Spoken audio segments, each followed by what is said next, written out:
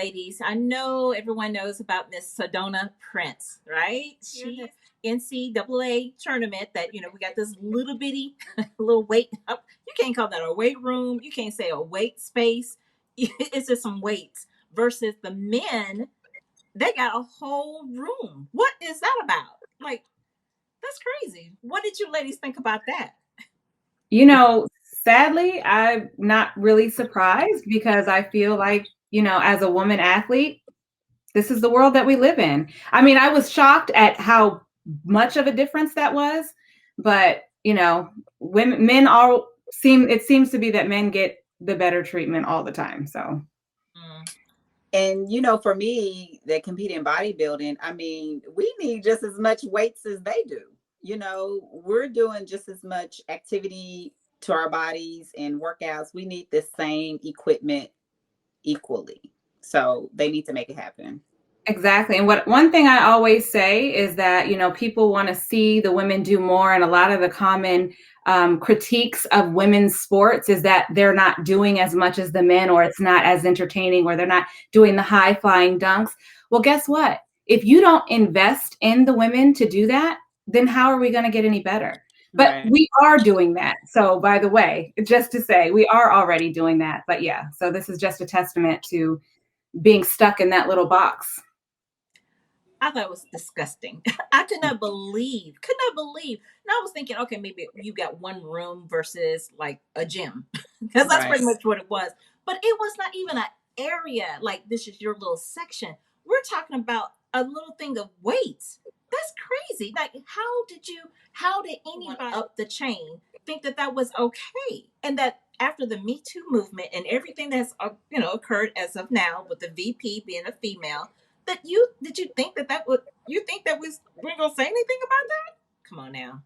Very disrespectful. And I bet with hopefully the press that it's getting, that they finally step up and do something about it. Well, I have seen she has put out a new video that they have given the equipment. They have now given them the extra equipment, the squat racks and some bands and things like that.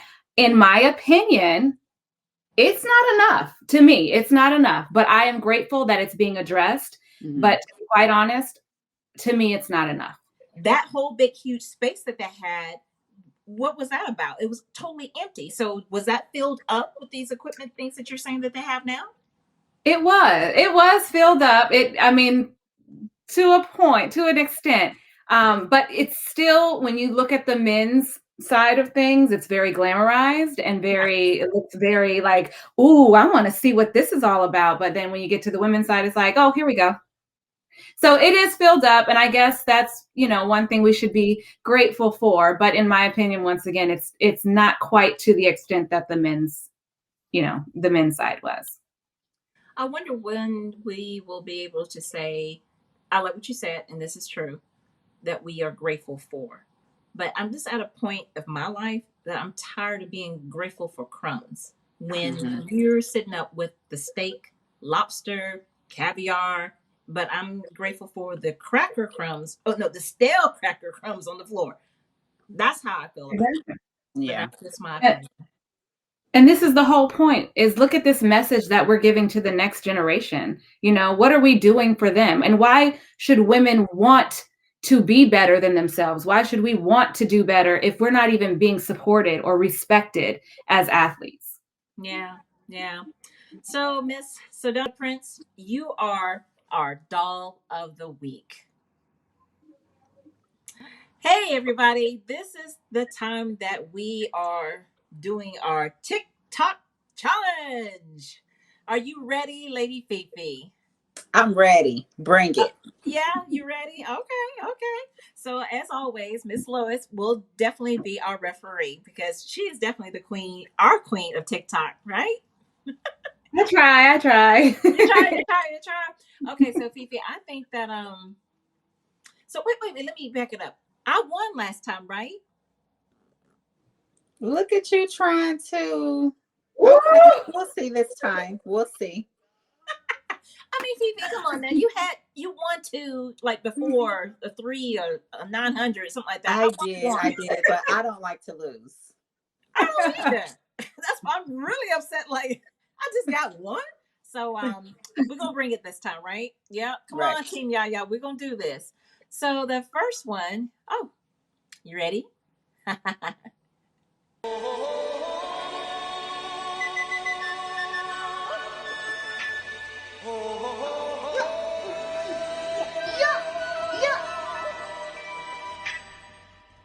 Everybody was kung fu fighting. Those kids were fast as lightning. In fact, it was a little bit frightening, but they fought with expert timing. They were funky Chinamen from funky Chinatown. They were chopping them up, they were tracking them down. It's an ancient Chinese art, and everybody knew their part. From a fainting to a slip, and a kicking from the hip. Everybody was kung fu fighting. Oh, that was adorable. That was so sweet. Yes. When she picked her little foot up, though. Yeah. Yes. Yeah. I especially like the end when she tackled, basically tackled. That is so cute. She did a little football move, right? She is adorable. She is adorable. That's So, gonna be hard to beat. Of course, exactly. So let's see what you got.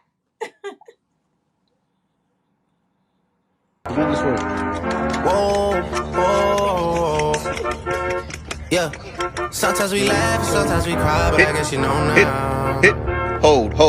Hit. Baby, Hit. I took a half and she took the whole thing. Slow down, baby. Go. We took a trip, now we on your block.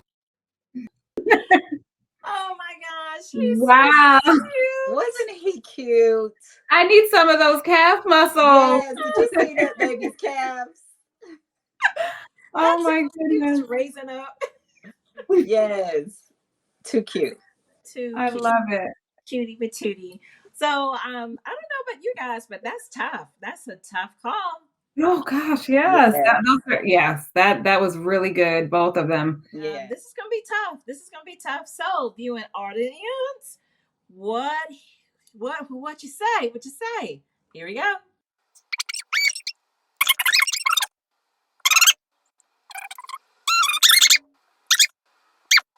Okay, what happened? What happened? Wow. Well, the first time ever, we have a tie. Oh my goodness. Okay. I accept the tie. And rightfully so. Both were amazing videos. All right, you dolls. Thank you so much for tuning back in with us. Today we have a very special guest, Miss Bonnie Jill Laflin. Hey, lady, how are you doing? Hi, thanks for being a part of this. This is fun. Oh my gosh, we are excited. Definitely excited to have you here. So let me just do a little introduction for you here, ladies and gentlemen. So Miss Bonnie Jill, she is the first and the only female NBA scout. Is that not amazing in itself? Can we just applaud you right quick? Oh. That's what I love talking to you ladies, because you guys understand that with that came so many different hurdles you have to jump over, and so many different people telling you don't belong in that space, or it's a man's world, so you've got to act a certain way and you can't be yourself. And so it didn't come without a lot of blood, sweat, and a lot of tears, I'll be honest with you. I can only imagine, and that's what we want to get into. So a little history about you. First of all, you have something in common with all of us. We were all cheerleaders at one point Really? together. Yay! I love that. You guys are all beautiful women, so I'm not really shocked by that. So, but my question though for you though, how did you become who you are today from being a cheerleader? How did that happen? Well, I cheered, right? Gosh, let me go back. I was a professional dancer, and I was at the San Francisco Ballet Company, so I was a ballerina. So it was kind of like two different, Genres. I don't know. Growing up, I kind of was like, I was a tomboy, but then I was also the dancer ballerina. So I kind of had the two ways about me, like, you know, and so I definitely wanted to make sure that I use that in my life. Like I knew at some point, okay, yeah, I want to work in sports, or, you know, so the dancing and the sports, that was easy, right? So then you combine that, you know, as a cheerleader, and, you know, when I cheered for the NBA for the Golden State Warriors, it's like, oh, I'm able to combine now my two passions. And then from there, I cheered for, or I should say dance, for the 49ers. And then from there, went to the University of Texas, got my degree in broadcast journalism, and then was a cheerleader for the Cowboys. So I was able to kind of combine all that, and along the way, able to make some amazing contacts. I think you guys know that networking is huge. You know, it's not saying you're going to get the job, but it's nice to be able to have people open doors for you. And I'll be honest some people don't want to hear that. No, it works. You know what I mean? Like you're not going to get the job, but they're opening doors for you. So networking and being able to do that, you know, at a young age, and be able to kind of keep those people in your Rolodex, you know, I think really helped me in my career. Absolutely. Absolutely. That's amazing right there. And I'm glad that you said that. You just point blank said it, that it does take networking to do what you do. And it's not just with the world of sports. That's with anything. Networking is so important. Oh yeah, absolutely. And you ladies all know this. It's like, you know, when you go to events, it's like, yeah, it's nice to socialize and, you know, have a drink, but it's also collect those business cards and shake hands with people, and then be able to build off those relationships. And, you know, after you go to an event, email them, hey, it was very nice to meet you, blah, blah, blah, blah. Keep me in mind for this or that, you know, whatever. Like I did that all throughout, like when I was starting in my career, constantly. You know, I know it sounds cheesy, but like Christmas cards and handwritten notes when they took a meeting and like stuff like that, I think goes a long way. And maybe sometimes that's forgotten in this, you know, new generation era of everything's technology. Writing like a handwritten note goes a long way, or, you know, just certain things, or just saying thank you, you know, on an email, where some people even forget to do that. So I think people remember that. Absolutely. So it's very inspiring to hear your story and how you got to where you are. What is a moment in your career that has brought you the most personal growth? Personal growth, gosh, I mean, it's funny because you say that. I don't really have, this is what I've been working on during the pandemic. I don't have balance, you know, and I think during this pandemic, I've been able to notice, you know what, I've always been married in my career. That's why I'm not married. That's why I don't have kids. I've sacrificed so much of that. And sometimes you start to think, geez, maybe I need to have a little more balance and not be so, you know, it's okay to be a career woman, but to have a little bit of like, you know, social life at times. And I think that's one thing that I worked on this year in the pandemic, and be able to work from home, was being able to, you know, spend more time with my family, spend more time with friends, reach out to friends that I don't rarely see, you know, spending time with my boyfriend. He's like, can you spend some time with me every now and then? You know, so stuff like that, I think, you know, it's kind of opened my eyes. But, you know, because all this time, all I've done is work, and thrived off of it and loved it. And even when I get stressed, I kind of like the stress, you know. That sounds funny, but, you know, you kind of, there's something about that I get my energy from that, and being able to wake up, work out, and then go straight into my work, and being able to go into the studio and then go right to the game, and then go right to the back to the studio and do updates. And I don't know, it's funny how like I've been able to now have a little bit more at peace, because at times you can really get into, you know, your mental health sometimes it can be affected when you're just going. And I'm not afraid to talk about that a lot of us ladies, you've got these pressures to be perfect and be able to do everything. And great, yeah, of course, we're great at multitasking, but sometimes it's nice if we don't put that much pressure on us to try to be perfect at everymeting. That's such a great message about, you know, balance, having that balance, and it's, you know, physically and mentally. Yeah, absolutely. And I mean, I know you ladies probably feel the same, where you're trying to do it all, and we can. Yeah, we're women. We can, you can have a family. You can also, dominate your career and do it all. It just sometimes it can get a little bit overwhelming at times, and so sometimes you have to just take that time for yourself. And I think this pandemic, even though it's been so much negativity, we've been able to reflect a little bit and get a little more clarity on what maybe is important. Mm-hmm. Yep, absolutely. Oh my gosh. Bonnie Jill, I'm sorry. Bonnie Jill, I think that you're my twin. Everything you just said about I was just about to say that. Were you about to say that too? Yes. I'm like, yes. Okay, so we're triplets now? Yeah. Triplets. Quadruplets. Yeah. I mean, it's right. This is that pandemic. That's the kind of the positives you kind of have to I don't know, take out of this is that we're putting maybe priorities in perspective, and that we can kick ass in our career, but it's okay to have a little fun sometimes and spend time with your family and not be going, 24/7, 365 days a year, just like grinding, right? We're allowed to breathe. Okay, Bonnie Jill, I have a question for you. Okay. What have been your career highlights? Like you've talked about, the blood, sweat, and tears, the challenges, but what have been the highlights of your career?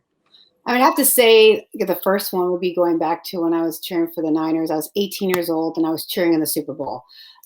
So that was kind of fun to be able to be on the sidelines in Miami, seeing Jerry Rice and Steve Young connect on these touchdowns and be able to just be there, as an 18-year-old. I mean, I didn't know what to, I was 18, and I look back and go, whoa, what an amazing experience. So that would probably be my first career experience that I just still look back on, because it kind of paved the way to my journey in sports. And then obviously being named the first female scout in the NBA, because a lot of people don't know that first year that I scouted, I didn't get paid.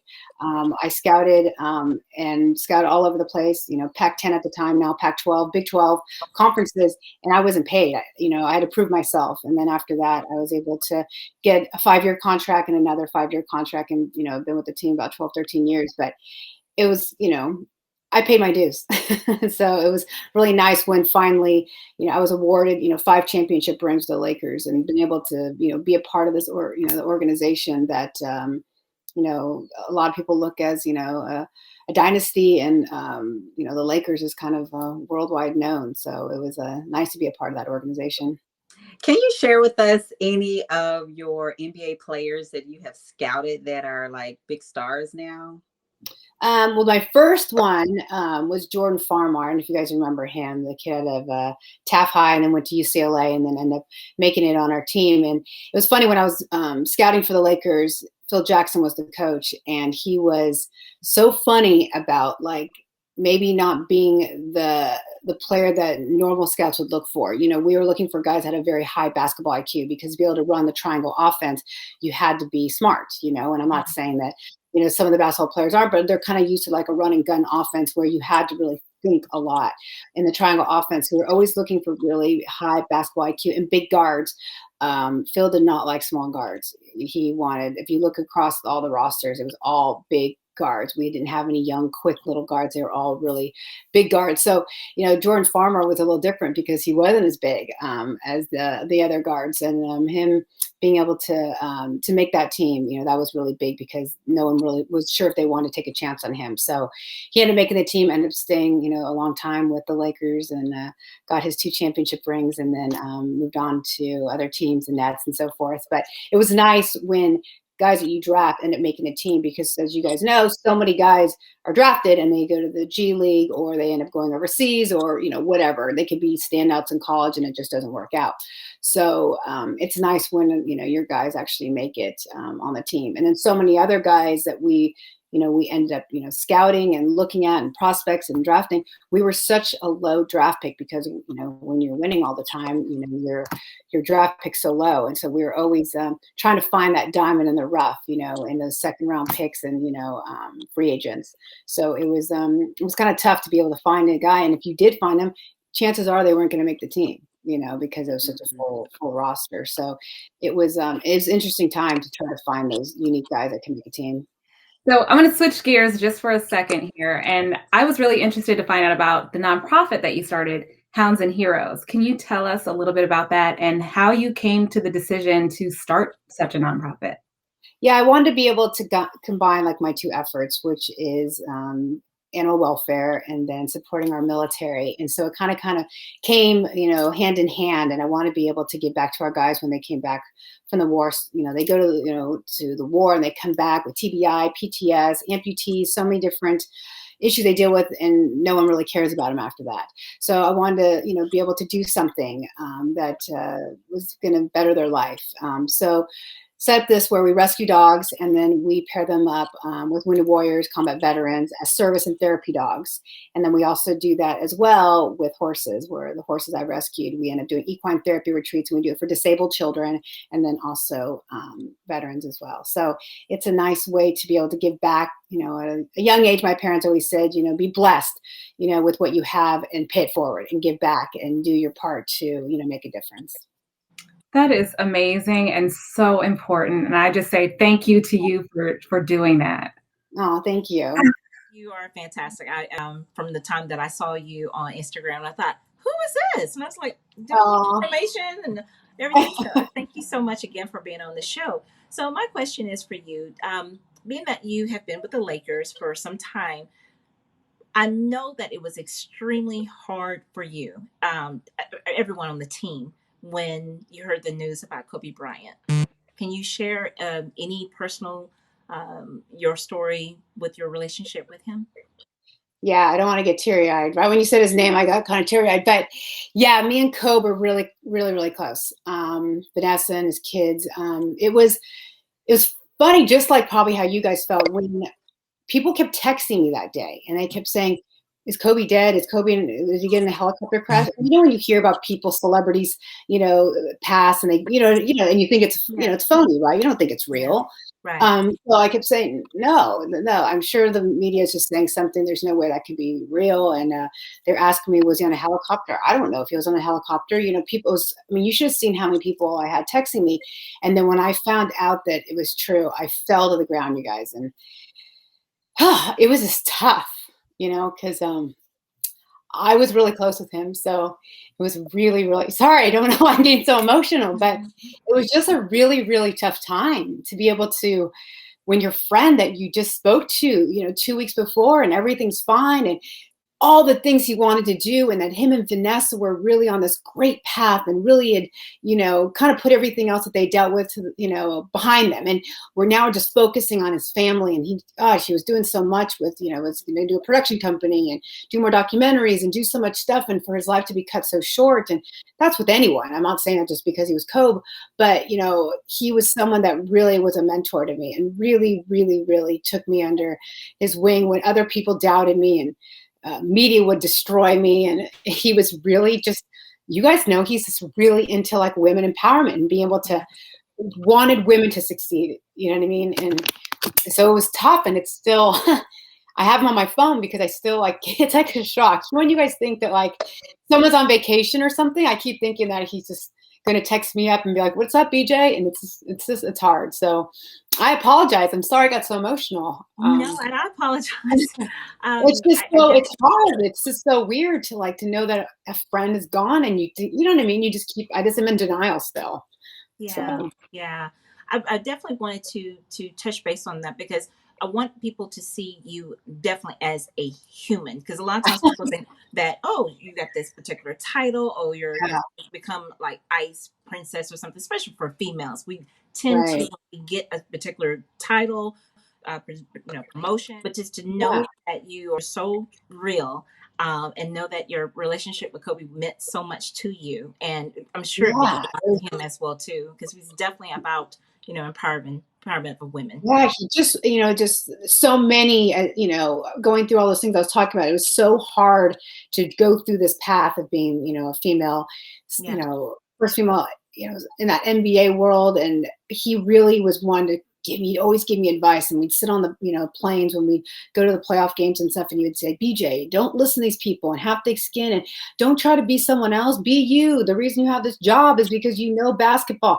Stop, trying to wear all these, big sweats and baseball hat, like rock your heels and rock your suits. And he was all about just, being comfortable in who you are, and not trying to be someone else, And so he was good. And, I'm not the only one. He was great when it came to any woman in a man's world in sports, and really encouraged them to not give up. Oh, excellent. Excellent. I don't know if you can see my picture of Kobe in the background. Exactly. I know. I saw it. I love it. I was like, oh yeah. What a great picture. Thank you. Thank you. Yeah, I love that. Sorry, I got emotional, guys. I was weird. It just like hit a trigger. Oh my gosh, no. Thank you for being you. I'm like what he said. You are awesome. So just be that. I must feel comfortable with you girls, because when I've talked about Cope so many other times, I really keep my composure. So that's a compliment to you girls, that I felt like I could, let my hair down and actually express how I felt about, that situation. Well, Thank good. you for sharing that with us. I just want to say thank you for that. Yeah. Thank you. I'm sure you guys looked up to Cope too, in ways, and seeing how he was with, his daughters, and, really pushing women's basketball, and, pushing women's sports, being an icon like him. There's a lot of icons in sports who don't do that when it comes to women's sports and women in sports, right? Absolutely. Absolutely. I also want to add, thank you so much for sharing that. That really touched my heart. And seeing that Kobe was pouring, so much into you. Do you have a mentor program that you may already have, or maybe starting for, little girls, women that look up to you and say, hey, she looks like me, a woman. I want to be a scout. Right. It's funny you say that. I mean, I do a lot of different seminars, and I've done a lot of, female empowerment luncheons and things like that. I haven't set up like a mentorship program, which is a great idea, but I do get so many emails and direct messages and, asking, can I talk to you on FaceTime? So I take the time to talk to these girls, even if it's 10, 15 minutes, it means a lot to them, right? Yes. Because someone did that for me. People lend a hand to me. So I try to give them as much, advice as I can. And if they're at the age where I can say, hey, here's a couple emails, reach out to these people, see if you can get an internship. I don't know where it's going to go, but go and start, emailing these people and say I referred you. And, I try to help these women as much as they can, because it's tough. It's not, it's not easy. You need help. And if you don't have maybe the connections, or you don't maybe have a great friend or family support system, it's nice to be able for them to be able to reach out to me. They all have my, my phone number. I say, hey, text me if you're feeling like you need a little help or something. And I keep in contact with, a good amount of females, younger females, who are trying to hopefully make it in this space. And I know those few minutes that you actually take the time to speak with them means a lot to you, but I'm sure it means the world to them. So that's amazing that you take the time out to be there. Yeah, and I'm sure you ladies do the same thing. It's kind of, if you're a good person, it's in your DNA to want to help, right?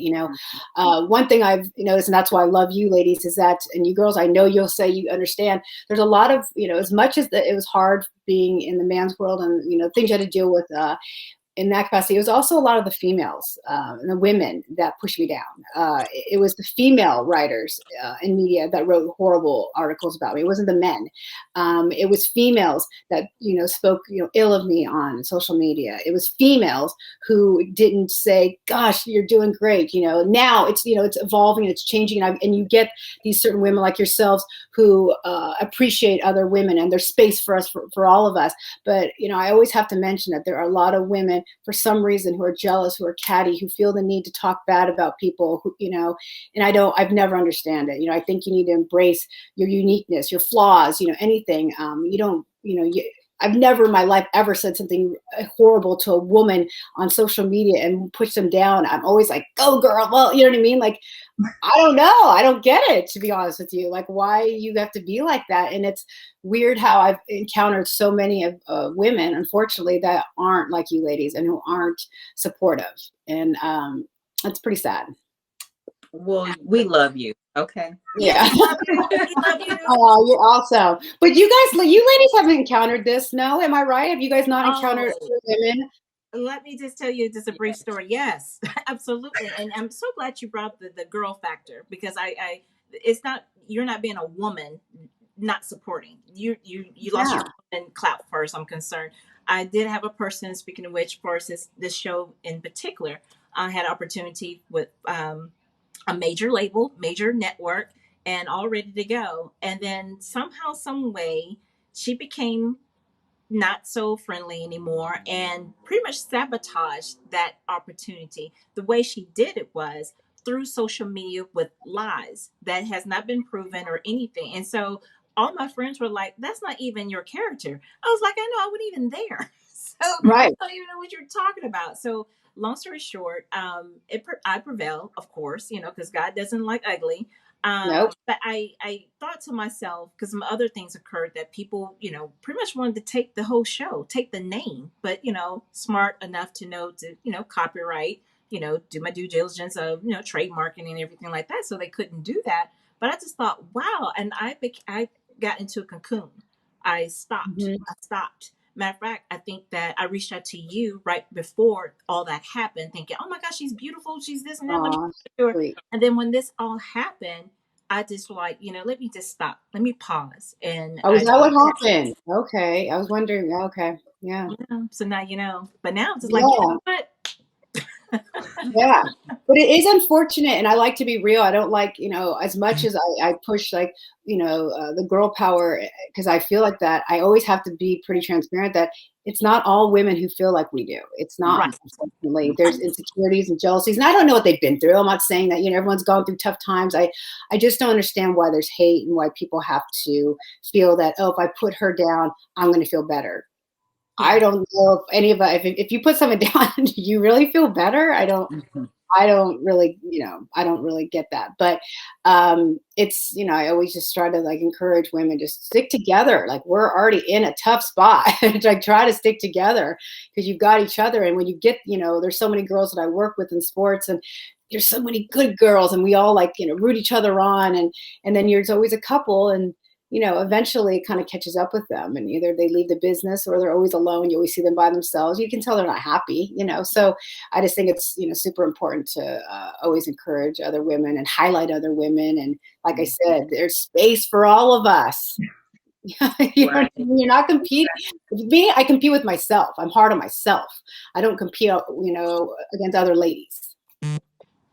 Exactly. And they say cream rises to the top. So keep doing what you're doing. Yeah, that's true. And you guys probably know I was a part of a really crazy reality show, which I still like kind of wish I wasn't a part of because it was, so much negativity. And that's why I kind of had to walk away. So, and I don't ever talk about that show, really. I always try to like, people ask me about the show. I'm like, no, that was another Bonnie Jill. No, you're the one with the dogs. No, that's weird. That's very odd. Yeah.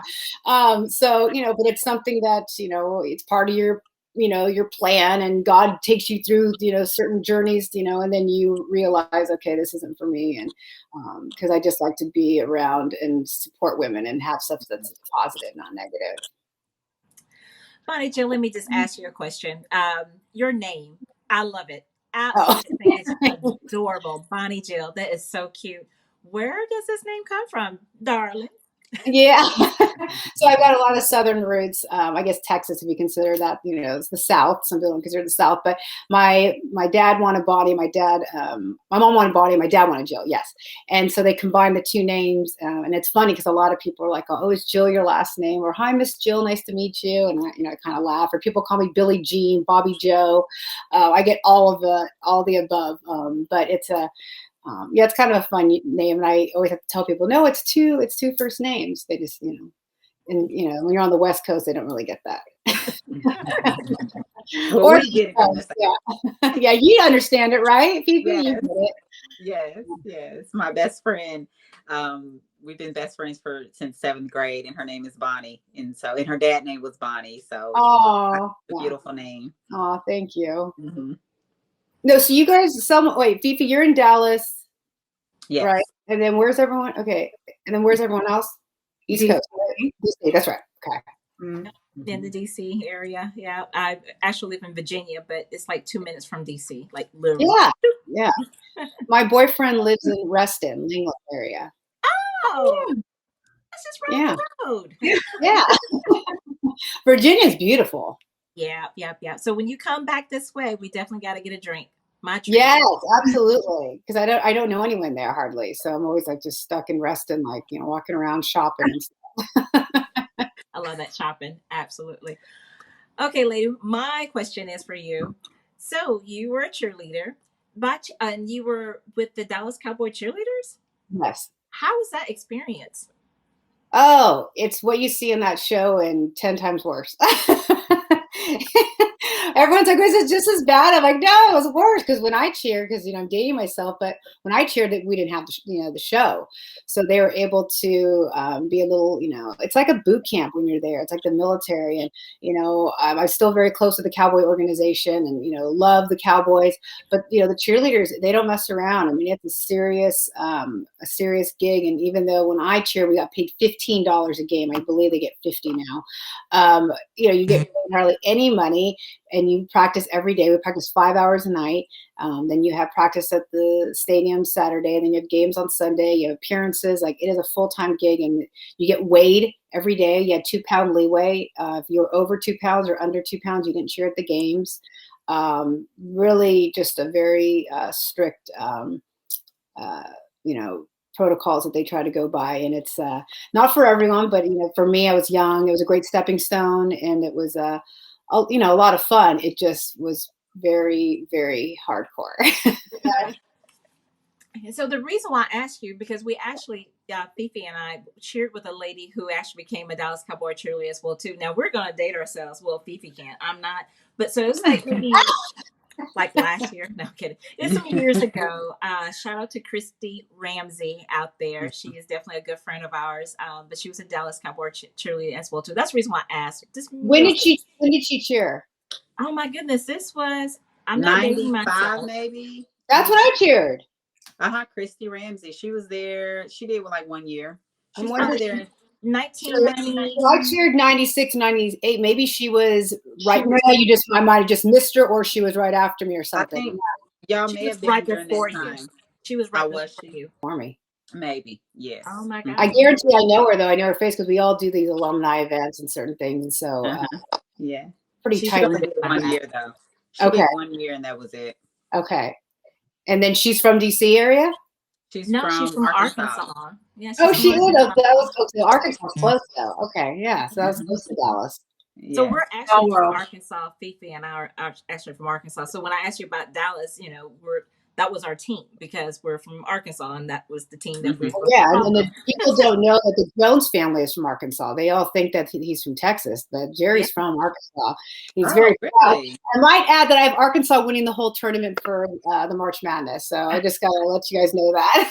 Yes. So I saw your brackets. I was like, oh my gosh, yeah, because I know Coach Musselman, and he's an amazing coach. And if anyone can take that team all the way, it's him. So I know it's kind of a bold prediction because of Gonzaga, and they're not #1 seed. But I was like, yeah, I don't know. I think Arkansas could be right there. And I've always loved the Razorbacks. So yeah. Okay, so but you know what? To the Razorbacks. Woo! Yeah. And also I'm sure Derek Fisher. Yep. Yaya and I went to college with him at University of Arkansas Little Rock, so we know that Derek. Is so funny. Yes, because Fish always talks about Arkansas, and that's hilarious. That's so funny. I was going to ask you guys where you guys went to college, and that's. Yes. I was there one of the years that he actually played as well, and he's a fantastic guy. He's a good man. His mama, love his mama, and just a good guy. His mother is a sweetheart, and she doesn't age at all. Like, she looks exactly the same. If you guys have seen her, she just doesn't age at all. Sweetest lady. But yeah, that's so funny. And like I was saying, and then the Jones family, Jerry Jones, the whole family's from Arkansas. Yeah. I always get surprised. Like, oh, I thought he was, Texas oil man. I'm like, no, he's from Arkansas. Love the but yeah, I have him winning the whole thing. So maybe this is a sign, since you guys are both from Arkansas, that they're going to win it all. I think it's a sign. Yeah. So, Bonnie Jill, I want to also ask you, how can we help you in your endeavors, for especially your mentor program? Is there any way that GameDay Dolls can, help facilitate the, like, say, for instance, young women who want to talk to you?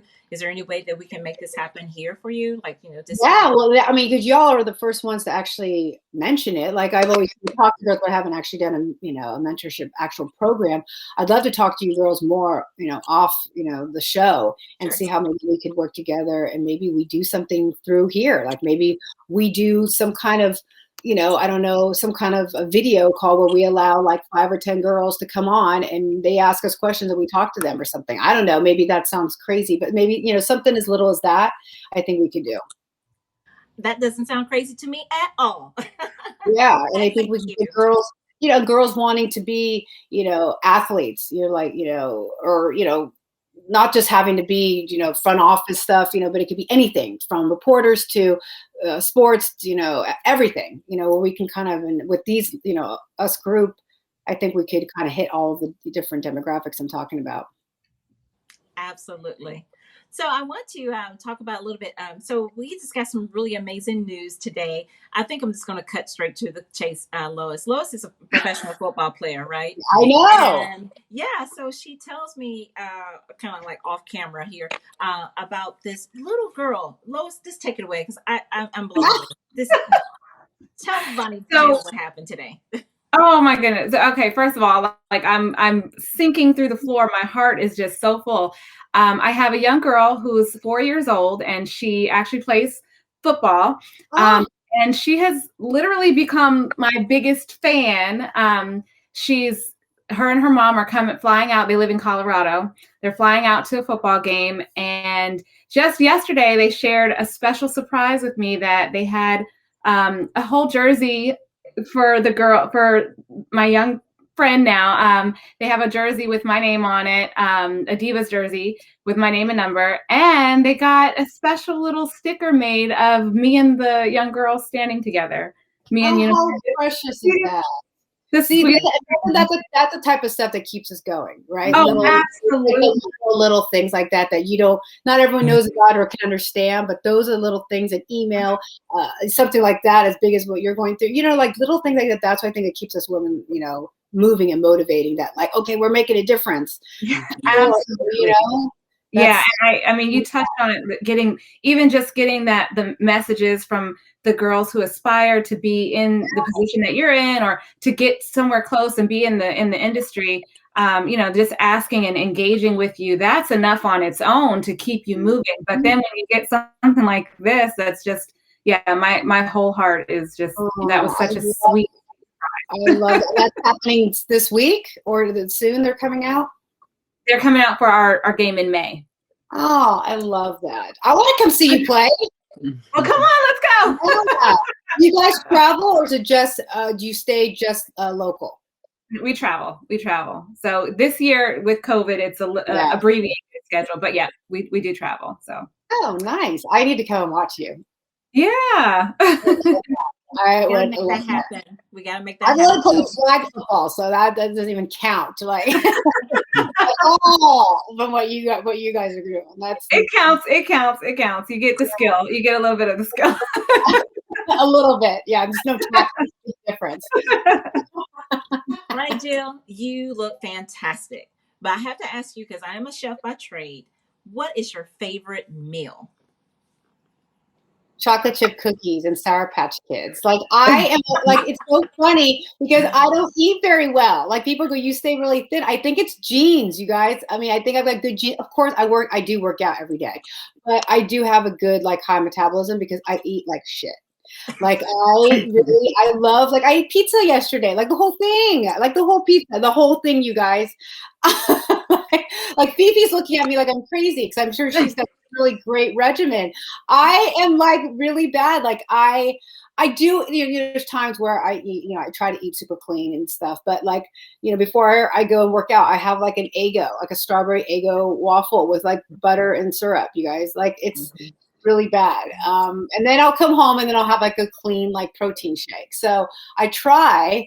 I don't know. I'm like a really big sweet tooth. So cookies and cupcakes, and I mean, I've got crumble cookies right here. Do you see? I'm not even lying. And that wasn't product placement. It just to show that, like, I love like sweets and yeah. But then I go hard. But then, I think it helps, like, when you're in the gym, if I didn't work out every day, it'd probably be, huge. But I do like my sweets. I think you were waiting for me, Yaya, to say something really elaborate, right, Yaya? And I said something not what you expected. I love it. You kept it real. You kept it real, and that's what we want. So also, may I ask, what is next for you? What are your plans in the next 3 to 5 years in the industry that you're in?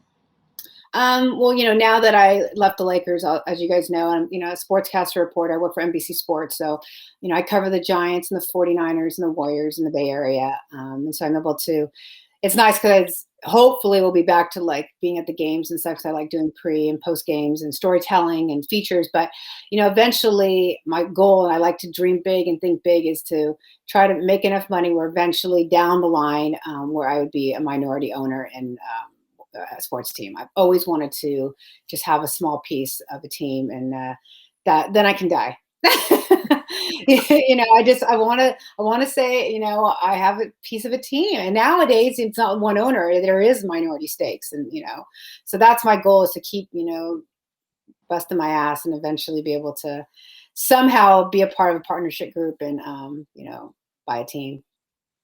Well, we're going to go ahead and declare that right now, that's what's going to happen. Yeah. I know it's really big, but I always tell these girls that I speak to, dream big. Dream big. You got to dream. You can't dream small. You got to dream big. So then you have something, actually aspirations to go after. Absolutely. Bonnie Jill, thank you so much for your time. This has been wonderful.